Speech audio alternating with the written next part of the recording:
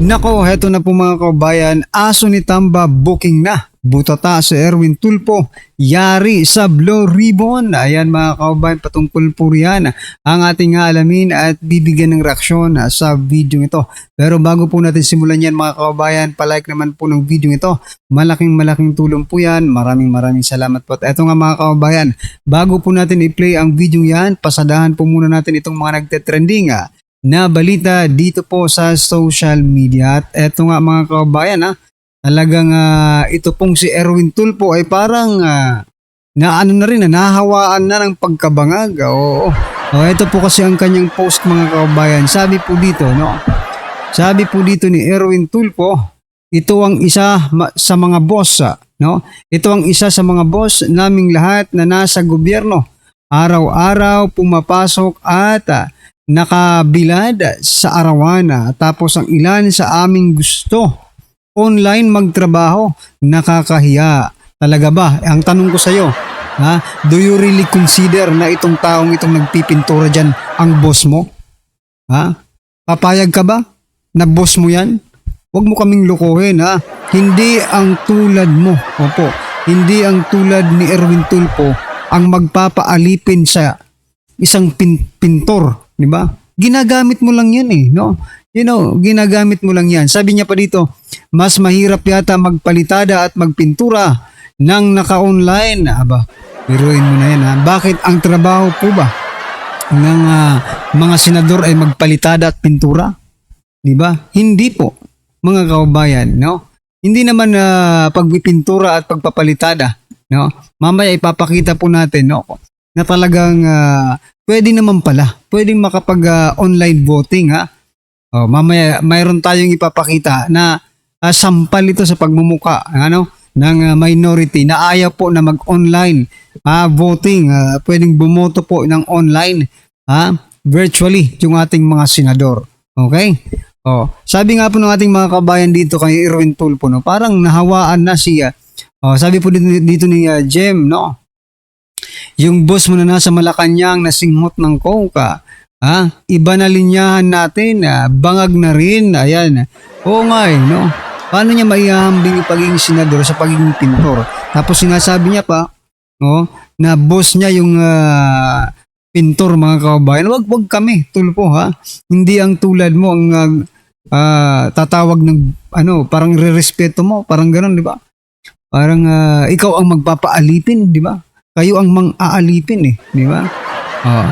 And sometimes we have to bend the law. Sabi po dito ni Cholo. Ayan Sabi po ni Pipito, mas mahirap magdala ng maleta ang buhaya. Ayan Bopols, uso na ngayon remote meeting. ML, Microsoft Teams, Google Zoom, etc. Kahit pag-repair ng equipment via remote system na din. Oo nga Marami pong tutorial, di ba? May mga ganun no? Takot na takot mag-imbita sa Zoom si Saldi. Baka kasi maituro siya, correct? Alam niyo, di ba? Lindilingid sa ating kaalaman, mga kabayan, na ito pong si Rapi Tulfo ay palaging kasama ni former Speaker Martin Romualdez sa kanila pong pamimigay ng mga ayuda. Ayan Boss niya yan Boss niya po si former Speaker Martin Romualdez. At eto nga mga kababayan ito po yung sinasabi ko. Sabi po kasi dito ni Representative Edgar Erese mga kababayan, electronic voting pinayagan sa impeachment ni VP Sara sa Kamara ayon kay Congressman Erese. Yung issue ng kung papayagan ang remote voting, tingin ko pwede. Kasi dito sa Kamara pinayagan yan. Di ba? Ayan na. Pag si VP Sara ang i-impeach ninyo, pwede po mag-online voting. Pero pag yung kampo ni VP Sara, ang boboto para hindi po siya ma-impeach, hindi na pwede ang online voting. Anong klase yan mga kabayan? Suplak na naman po sila at booking na booking ang kanilang mga ginagawa. Aray ko po. At eto nga mga kababayan, ang naging komento ng ilan po sa ating mga kababayang palaging nakatutok sa politika. Sabi po dito ni Jovi, pinayagan sa Kamara kasi majority doon mga buhaya. Hindi pwede sa Senado kasi minority lang ang mga buhaya doon. Correct, no? Pangbuhaya lang pala. Ha? Ang gusto ba nilang iparating sa atin ay ang online voting, no? Ay pangbuhaya lang. Hindi po pwede sa mga buhaya. Aray ko po.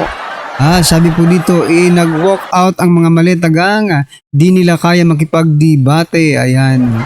Sila lang daw po pwede pag iba bawal. Aray ko. Sabi ni Mimi, alam na. Takot ang mga minority na sumabog na ang flood control at sasabog din pangalan nila sa nakatanggap ng maleta. Common sense, wag mo kaming lokohin. Ayan, sabi po yan ni Mimi. Totoo naman eh.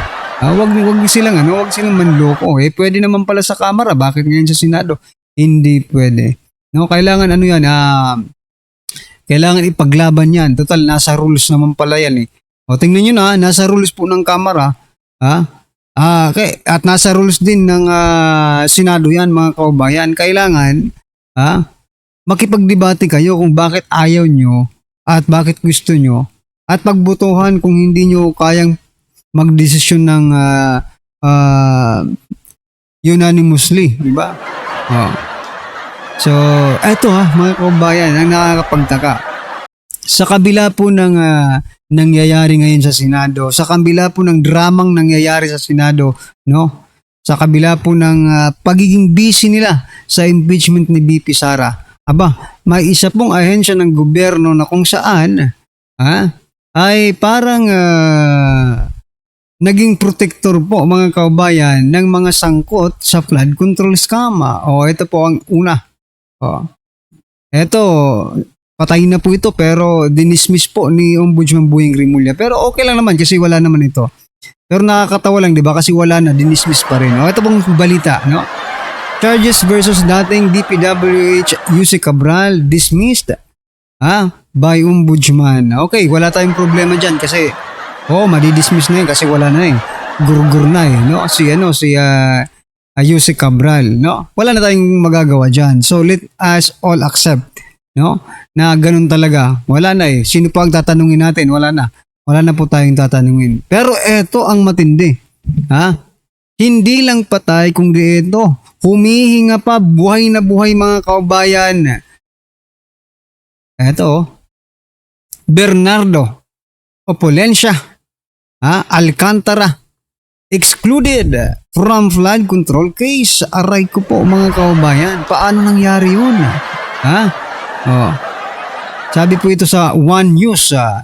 The Office of the Ombudsman, the Office of the Ombudsman has formally removed 3 former Department of Public Works and Highways officials from the criminal cases linked to the flood control scandal. Assistant Ombudsman Miko Clavano said, former DPWH Undersecretary Roberto Bernardo, DPWH NCR Regional Director Herald Opulencia, and former District Engineer Henry Alcantara were excluded. Ibig sabihin, tinanggal na po sila from the case after being admitted into the Department of Justice Witness Protection Program. According to Clavano, the 3 officials submitted detailed and corroborated sworn statement that allegedly outlined how the scheme involving the misuse of flood control funds was carried out. Ayan mga kababayan, papayag ba kayo na itong tatlong ito ay hindi mananagot mga kababayan? No? Pagkala ko talaga mga ka-review natin, meron na po tayong napanagot. Kabaliktaran pala yung sinasabi ng presidenteng may makukulong na. Ayun pala, may maa-absuelto na. Dapat sinabi nyo nung una pa lang na hindi makukulong kung di maa-absuelto sila. Putik naman. Trilyon po ang nawawala sa ating kaban. Tapos itong mga nayupak na ito, gagawing, hindi ba pwedeng, isa lang yung maging state witness dyan? Bakit ang dami nila? Bakit ang dami? At saka, pabor sa pabor sa, sa kanila. Ha? Bakit yung 18 former Marines natin hindi pwedeng hindi nga pinagsalita sa Blue Ribbon eh. No? Oh. Pero ang mga ito, mga kababayan, nagbalik lang po ng milyon. Pero bilyon po ang ninakaw, mga kababayan. Ay nako, anong masasabi niyo dyan? Nako, ito po, uminit pang ulo ng ating mga kababayan eh. Diyan, di ba? Sabi ng iba eh, bakit naman ganon? Di ba? Sila po ang magnanakaw eh. Sila po ang nagnakaw, no? Isa sila sa mga nagnakaw. Pero bakit maaabsuelto? Kasi ang ano natin diyan mga kababayan, absuelto na ito, wala na itong pakialam, di ba? Ay nako, grabe naman ang ating gobyerno. Pinaglalaruan tayo, no? Hindi lang tayong pinaglalaruan mga kababayan, pati po ang kaban ng ating bayan ay parang pinaglalaruan lang nila. Kasi nga naman, hindi naman sa kanila ang pera niyan, di ba? Bakit sila magkikare, no? Sa kaban ng bayan. Waldas lang ng waldas, hindi naman sa kanyo yan eh. Hindi rin naman kayo babayad yan. Sambayan ng Pilipino naman ang magbabayad yan. Pero masakit lang isipin mga kababayan na yung tinuturing nating small, big fish, parang gano'n na rin eh. Medium fish na lang, sige oh. Hindi natin makikitang makukulong. Kung di, absuelto na po sila. Excluded, no? Sa kaso, ibig sabihin, hindi na po sila pwedeng litisin.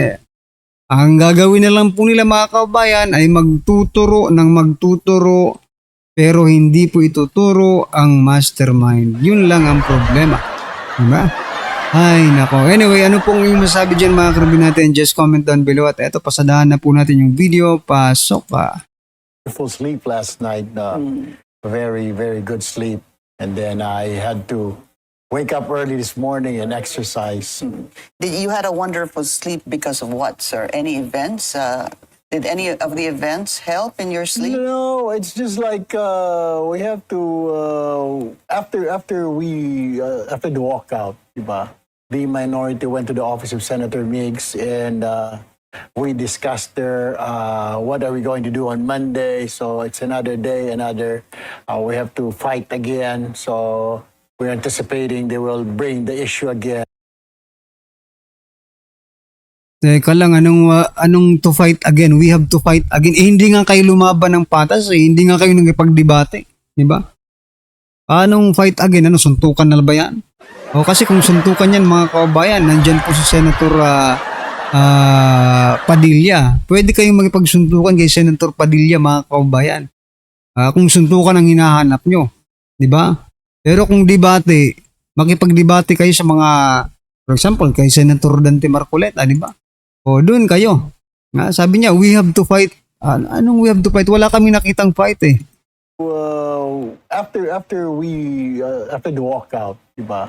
The minority went to the office of Senator Meigs and we discussed there what are we going to do on Monday. So it's another day, we have to fight again. So we're anticipating they will bring the issue again to the floor on Monday. Mm-hmm. So, and Senator Minority Leader Soto said, magpahinga tayo ha, kailangan rested tayo. So, Monday, we anticipate na they will force it again. So, of course, we have to fight it. So, sabi ni Senator Ping, meron daw kayong option A, B, C, D, E, na pag-usapan nyo na daw lahat yon, yung mga posibilidad. Yeah, there is. I cannot divulge it here, pero baka they will be able to prepare. Pero we do, the minority, we have options. Yeah. So, first reaction, sir, on the case filed against Senator Jinggoy, because you called it actually Tuesday. Sinabi mo nga, di ba? Bakit niyo minamadali ito? Is it because there is that concern or fear that some of our colleagues might land in jail? You said that. Because it was around, I think, 10 or 11 a.m. It was Ombudsman Remulla said that. Like, we're filing charges against 2 senators, and he was saying, like, warrants of arrest, things like that. So, and he even mentioned. Amerikano eh. Ba't ka ba nag-senador sa Pilipinas? Dapat tumakbo ka sa Amerika? Pambira. Paano namin na yung maintindihan yan? Mahina kami sa English. Dito sa PH Update, sino bang target mo dyan sa pagsasalita mo na yan? Yung mga yung mga oligarko? Yung mga mayayaman? Yung mga pa-English-English na ika nga hindi nakakatikim ng hirap dito sa bansa na to? Aba kung yan ang target mo, talagang nakukuha mo sila sa pa-English-English mo yan. Senator Estrada, then Joel Villanueva. So I just sounded it off in the afternoon kasi the issue being brought, yung insertion, actually, is they're trying to insert Section 41C. Kasi 41... Wala pa namang insertion. Wala pa naman. Pagbobotohan muna sa floor para nga talakayin. Yung motion. Pambihira. Wala pa naman Magdidebate muna. Wala pa talagang pambihira. Yan ang problema. Misleading ho yung kanilang ipinapaliwanag sa mainstream media. Sa bagay, yan pala naratibo. Yan kailangan. So, ayan mga kabayan, nililin lang na naman po tayo dito, no, ni Tulfo. Well, anyway, bistado naman talaga itong si Tulfo. Sabi ko nga kanina, ito po ay batang-bata, no, bataan ni former Speaker Martin Romualdez. And maybe, no, mayroon pong nag-comment sabi niya, hindi po yan strategy ginagawa nila. Yung pagdidelay po, parang dinidelay po nila yan no, para hindi agad makapagsimula yung Blue Ribbon. Kasi maybe sabi niya, baka paglabas ng mga pangalan doon ay kasama pala sila. Actually, kasama yung kapatid niya. Si Erwin Tulfo, ay Rapi Tulfo, di ba? Siya, malamang kasama rin ito. Malay natin, di ba, kasama siya doon sa mga ipapatawag, mga kababayan, at masambit ang kanyang pangalan. O baka natatakot po sila, itong minority, na baka pag nag-imbestiga na po ang Blue Ribbon, magkaalaman na ay nandun pala ang kanilang mga pangalan, mga kababayan. Hinayupak ngayon talaga. Anyway, ano po ang inyong opinion dyan, mga karibin natin? Just comment down below at syempre huwag pong kalimutang i-like ang video ito. Malaking tulong po yan. Maraming salamat po.